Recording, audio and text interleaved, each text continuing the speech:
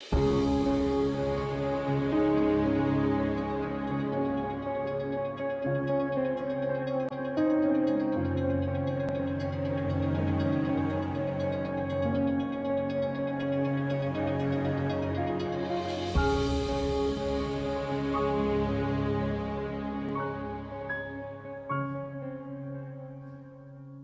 everyone, a good day to you wherever you are. My name is Wai Ming. I'm a student of His Eminence Sam Rinpoche. I met Sam Rinpoche in the year 1992.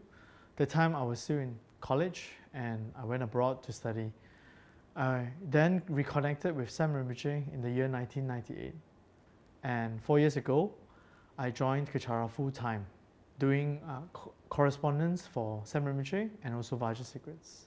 So today I would like to share with you on the topic of why we need Dharma Protectors. Dharma Protectors is known in Sanskrit as Dhammapala, in Tibetan Chokyong, in Chinese Hufa. And the fact that it's mentioned in many languages shows that Dharma Protector not only exists within Tibetan Buddhism, but also in other Buddhist cultures. Dharma Protector is a class of beings that protect the Buddhist doctrine and also help the spiritual practitioner to remove their inner and outer obstacles on their spiritual path. Their appearance and countenance is usually fierce and terrifying. They can be red in color, black in color, holding a lot of weapons, armor, many hands, and sometimes even stepping on certain beings. So they don't look like the run-of-the-mill gentle Buddhas and Bodhisattvas. And some look like generals going in for a spiritual battle. In Buddhist history or literature, one of the mentions of Dharma Protector appeared in the Attanatiya Sutta, whereby the 4 heavenly guardian kings, they made an offering to protect Buddha's practitioners. And Buddha accepted that offering. Apparently, these 4 heavenly guardian kings, they have been protecting Buddha since birth up to the point when he became enlightened. And these 4 heavenly guardian kings, they were sworn to protect Buddha Shakyamuni's teachings during the previous Buddha's time, Kashyapa. And Dharma Protector practice, it was recorded that it came from the monasteries of Nalanda, Vikramashila, and Bodhgaya. So Dharma Protector practice originated from India before spreading to other parts of Asia. Dharma Protector practice is more common in Tibetan Buddhism. An example of Dharma Protector from India that ended up in Tibet is the Dharma Protector Satrap, who was brought together with Loden Sherab back to Tibet. Satrap was brought to Tibet to ensure the smooth spread of Buddha Dharma. An example of Dharma Protector in the Mahayana tradition would be Wei Tuo, who is Vajrapani. And in Japanese Buddhism, it's Agyo and Ungyo, which are emanations of Vajrapani. There are some Dharma Protectors who manifested in Tibet. In one of the dissemination of Buddhism from India to Tibet, there was a pure monk called Santarakshita, and he was teaching Dharma to the Tibetans. But there were many mountain spirits and negative forces that was causing problems for the people attending the Santarakshita's talk. But they couldn't harm Santarakshita because he was a pure monk. Like, for example, they caused hail to fall on the followers of Santarakshita.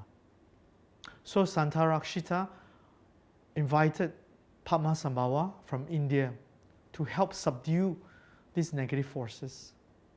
And Padmasambhava came and he managed to subdue these mountain spirits called Peha and bound them to serve Lord Buddha's teachings. And the Dharma Protector, Nechung, was born. There are actually 2 types of Dharma Protectors: mundane Dharma Protectors and supramundane Dharma Protectors. Mundane Dharma Protectors, their minds and form are both worldly. Their ability to see the past and future is limited as compared to an enlightened Dharma Protector. and also they have not perfected their wisdom and compassion. And example of this, which I mentioned earlier, is Ne Chung, who happens to be the state oracle of Tibet. So our relationship with a mundane Dharma protector is we make offerings to curry favor in order to get their assistance. When we are talking about the supramundane type of Dharma protectors, is also divided into two types. One is the supramundane protector manifesting in an enlightened form, and the other is manifesting in a worldly form. Examples of enlightened supramundane Dharma protectors manifesting in enlightened form would be Palden Lama, who is Saraswati, and Kalarupa, who is a fierce form of Manjushri.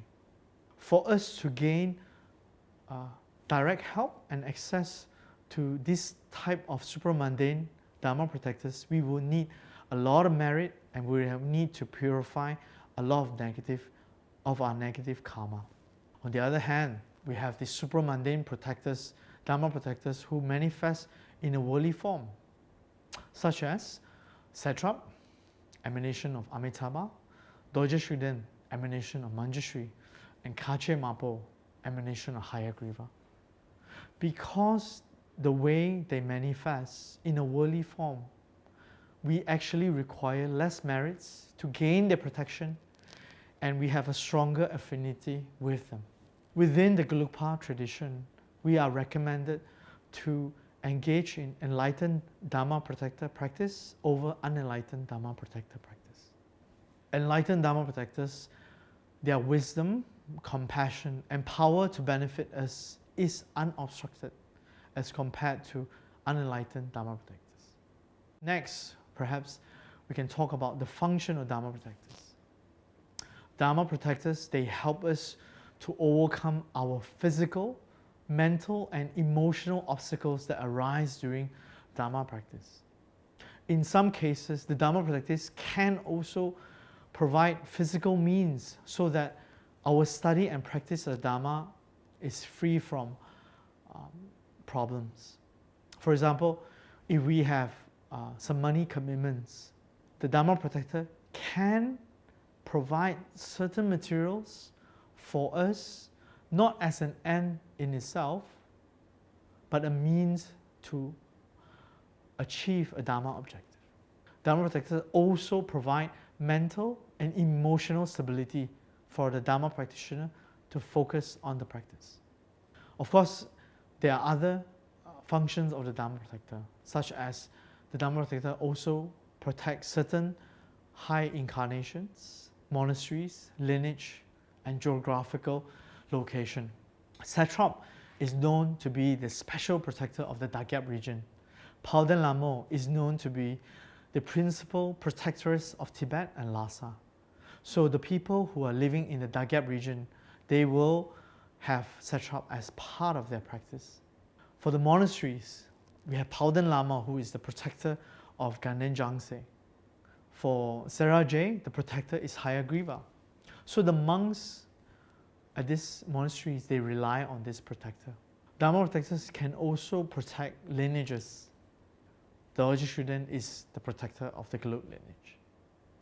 Four-arm Mahakala is a protector for the Karma Kaju tradition. And Agazakti is the protector for the Nyingma tradition. For certain high incarnations, like His Holiness the Dalai Lama, Palden Lama is his personal protector. For Zong Rinpoche and Sem Rinpoche, their protectors is Dorje Shugden. We have the High Lamas of the Gelug tradition. Pabongka Rinpoche, Trijang Rinpoche, Zong Rinpoche, and Sem Rinpoche. These High Lamas have control over samsara, are very attained, but through the Dorje Shugden practice, Dorje Shugden then becomes a spiritual friend and ally that brings all the necessary resources for these lamas to fulfill their goals of returning back to samsara. One interesting story to share comes from Trijang Rinpoche in his autobiography, The Illusory Play, whereby when he was young, he mentioned he felt the presence of Dorje Shugden when he was young. And this story parallels the story of the 4 heavenly guardian kings watching over Shakyamuni from young.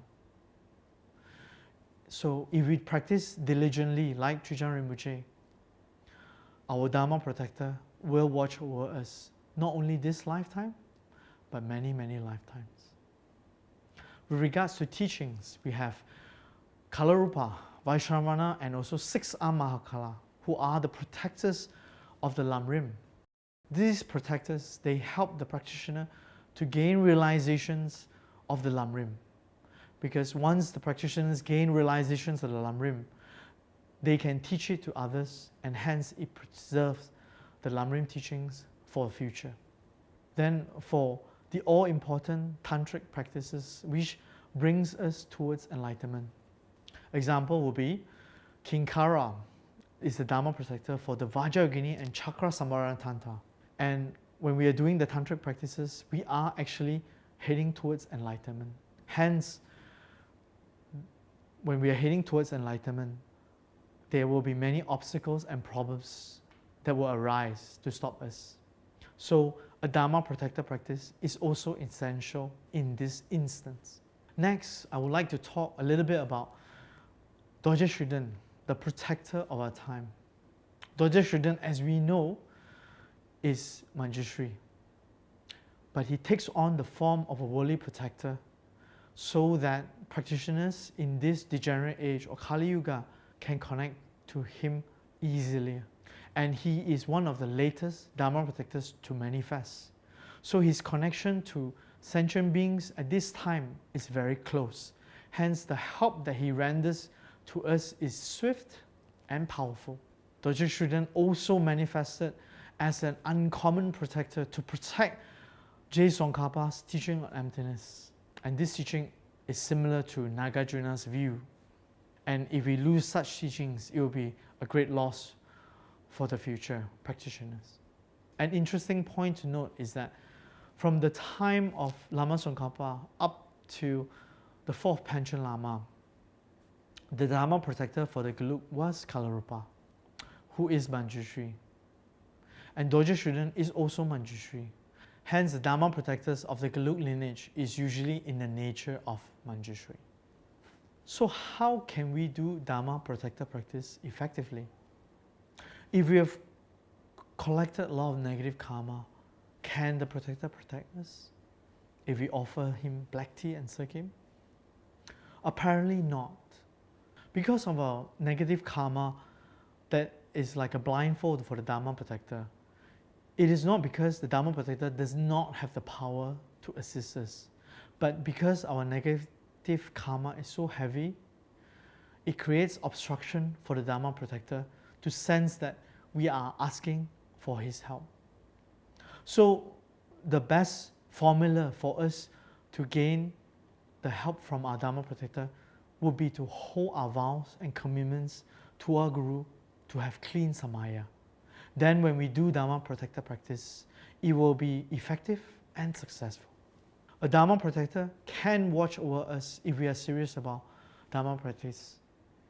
If we cultivate a good Dharma relationship with Dorje Shugden, he will be there for us lifetime after lifetime. In the end, as Buddhist practitioners, we should only rely on enlightened Dharma protectors such as Dorje Shugden, as within our refuge vows, we are not allowed to rely on worldly beings. So in conclusion, Dharma Protector is our best friend in samsara, the enlightened Dharma protectors. If we have the opportunity to do Dharma Protector practice, we should do it without any hesitation. An enlightened Dharma Protector will not help us to be deeper in samsara and help us to create more negative karma to suffer. Hence, this powerful friend, Dharma Protector, can only bring us closer towards temporary and ultimate happiness, enlightenment. Thank you everyone for giving me some time to share my thoughts on why we need Dharma Protector.